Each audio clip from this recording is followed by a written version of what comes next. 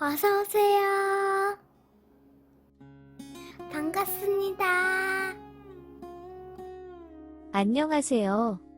저는 36살의 싱글남입니다.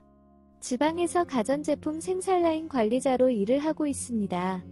생산라인 관리자로 일하다 보니 남직원들보다는 여직원들이 절대적으로 많은 곳입니다. 관리자로서 강압적인 모습만 보인다고 되는 곳이 아니라 그녀들과 수다도 떨면서 친해져야만 원활하게 운영이 되는 곳입니다.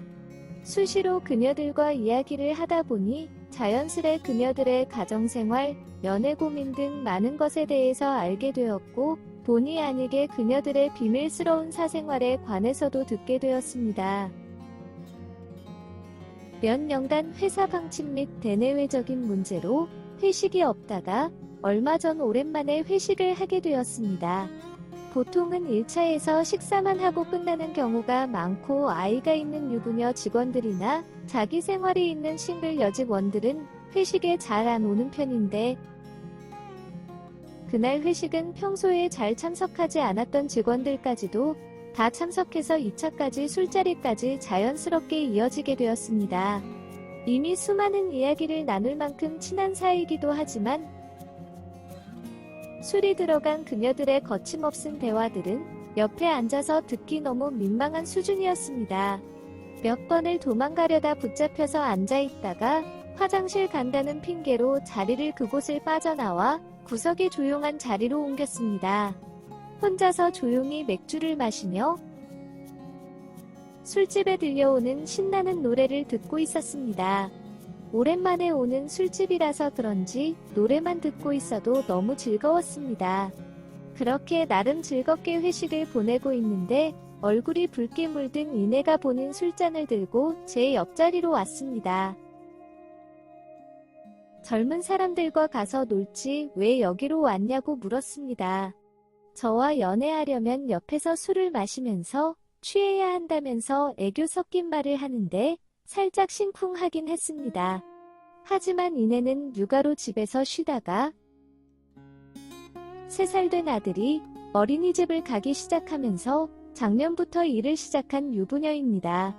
아들은 잘 크고 있는지 이야기하면서 늦었는데 집에 안 가도 되냐고 물었더니 아들은 부모님 집에 맡겼고 남편은 서울로 출장 갔다면서 오늘 늦게까지 신나게 놀다가 들어갈 생각이라고 하였습니다. 그러면서 복장에 신경 써서 왔는데 자기 괜찮아 보이냐고 묻는 것이었습니다. 일하는 중에는 회사 유니폼을 입고 있어서 몰랐는데 쫙 달라붙는 옷을 입고 있는 그녀를 보니 나이도 좀 있고 아이도 출산한 유부녀였지만 아가씨라고 불릴 만큼 날씬하며 라인이 이쁜 몸매가 아주 매력적인 여자였습니다. 이쁘다고 칭찬을 해주었더니 너무 성의 없는 답변이라면서 삐지는 척을 하는데 그날따라 너무 귀여웠습니다. 한 잔, 2잔을 주고받다 보니 화장실을 간다면서 나갔습니다. 나간 지 한참 시간이 지나도 안 돌아오길래 집으로 간 줄 알고 저도 집에 갈 준비를 하면서 나왔습니다. 2차 술자리 회식도 곧 끝날 것 같기도 하고 3차로 노래방을 간다고 하는데 피곤하기도 하고 노래도 잘 못하기에 먼저 조용히 집으로 가려고 나온 것이었습니다. 길가에서 택시를 잡고 있는데 좀 멀리 떨어진 나무 앞에 그녀가 쓰러져 있는 것이었습니다. 한참 동안 안 돌아오길래 집에 간 줄 알았더니 완전 취해서 나무 앞에서 토범벅이 돼서 쓰러져 있던 것이었습니다. 그녀와 친한 보라한테 전화를 했지만 받지를 않았고 일단 그녀를 대충 수습을 해서 택시를 태웠습니다. 하지만 이미 정신을 잃은 상태이고 집 주소도 몰랐기에 일단 같이 근처 숙박업소로 갔습니다. 휘청거리는 그녀를 부축해서 가는데 그녀의 가슴이 느껴졌습니다. 그걸 느꼈는지 그녀는 횡설수설거렸지만 무슨 말을 하는지 알아듣지는 못했습니다. 침대에 그녀를 눕혀놓고 토 묻은 옷을 수습해 주었습니다. 그러면서 저도 얼마나 땀이 났던지 샤워를 했습니다. 샤워를 하고 나왔는데 이불 밖에 나온 그녀의 매끈한 다리는 보는데 참아왔던 이성을 잃고 말았습니다. 뒤척이다 깬 그녀는 당황하지 않고 더 적극적으로 저를 리드하였습니다. 아주 뜨겁고 광란의 시간을 보내고 난 후 저에게 앞으로도 자주 좋은 시간을 가지자는 말과 함께 다시 잠이 들었습니다. 저도 암묵적인 동의와 함께 자려고 옆에 누웠지만 오랜 시간 솔로로 지내서 그런 건지 불편하기도 하고 심장도 너무 벌렁거렸습니다. 결국 한참을 뒤척이다가 숙박업소를 나와 집으로 걸어가고 있었습니다. 20분가량 걸어갔을 때 아까 전화를 걸었던 보라한테 전화가 왔습니다. 부재 중이 있어서 전화를 했다면서 저보고 어디 있냐고 묻는 것이었습니다. 술이 많이 올라서 먼저 나왔고 동네 산책하다가 걸어서 집에 가는 중이라고 거짓말을 하였습니다. 당연히 이내와 뜨거운 시간을 보냈다고 사실대로 다 말할 순 없는 상황이니까요. 개인적으로 할 말이 있는데 시간 괜찮으면 간단하게 맥주나 커피 한 잔 할 수 있냐고 저한테 물었습니다. 이 시간에 문 여는 곳도 없고 다음에 보자고 하였더니 대뜸 본인의 집 주소를 알려주며 택시 타고 오라면서 전화를 끊어버렸습니다. 당황스럽기도 하고 어이없었습니다. 시간이 늦어서 무시하고 집으로 걸어가고 있습니다. 그런데 보라가 문자로 집 주소와 현관문 비밀번호까지 적어서 보내는 것이었습니다.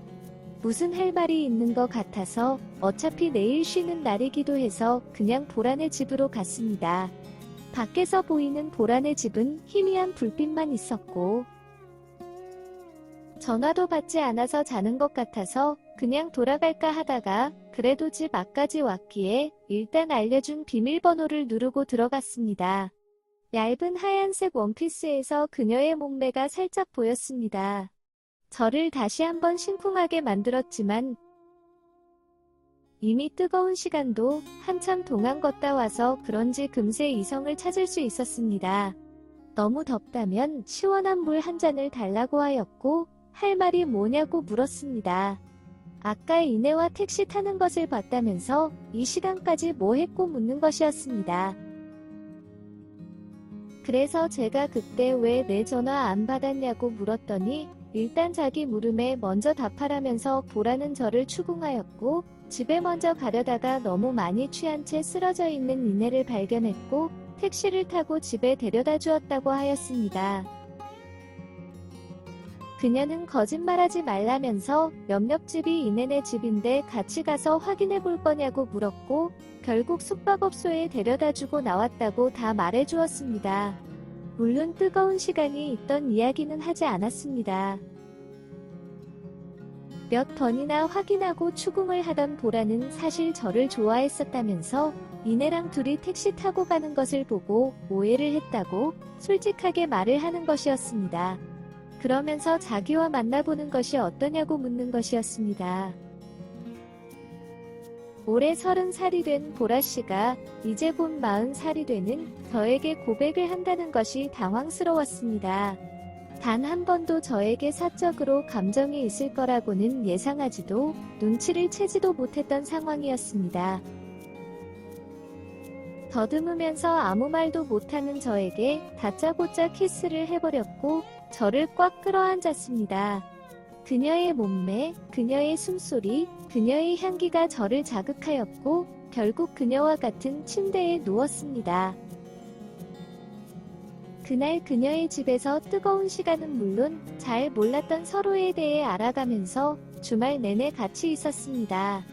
다음 주 출근을 하고 라인을 점검을 하려 돌아다니는데 숙박업소에서 뜨거운 시간을 보낸 이내도 주말 내내 같이 보내고 이제는 여자친구가 된 보라도 계속 윙크를 날리면서 제가 지나갈 때마다 아주 작은 목소리로 오늘 퇴근하고 뭐 할 거냐고 물으면서 같이 맥주 한잔 하자고 하는데 머리가 새하얘졌습니다. 결국 선약이 있다며 이내와 약속은 화요일로 잡고 월요일은 여자친구가 된 보라와 시간을 보냈습니다. 물론 술도 먹고 보라네 집에서 잠도 자고 화요일 아침에 같이 출근도 하였습니다. 그리고 화요일 저녁에는 이내와 만나서 술도 먹고 숙박업소에서 같이 뜨거운 시간을 보냈습니다. 다행인 건지 둘이 아는 건지 모르겠지만 얼마 전에 이내가 다른 파트로 가면서 보라와 근무 시간도 달라지기도 했고 그 둘 사이도 멀어진 것 같았습니다. 그 둘 다 저에게 어떻게 된 것이 묻지 않기에 일단 저는 둘 다 만남을 유지하고 있습니다. 매일매일 계속되는 운동으로 녹초가 될 때도 있지만 그래도 요즘이 직장 생활이 가장 재미있고 출근이 기다려집니다. 그래도 이내와 관계는 정리하는 것이 나중을 위해서라도 맞는 거겠죠? 오늘의 사연은 여기까지입니다. 구독과 좋아요, 알림 설정 부탁드립니다. 긴 글을 읽어주셔서 감사합니다. 구독과 좋아요 꾹꾹 눌러주세요. 꾹꾹. 알림 설정도 꾹꾹 눌러주세요.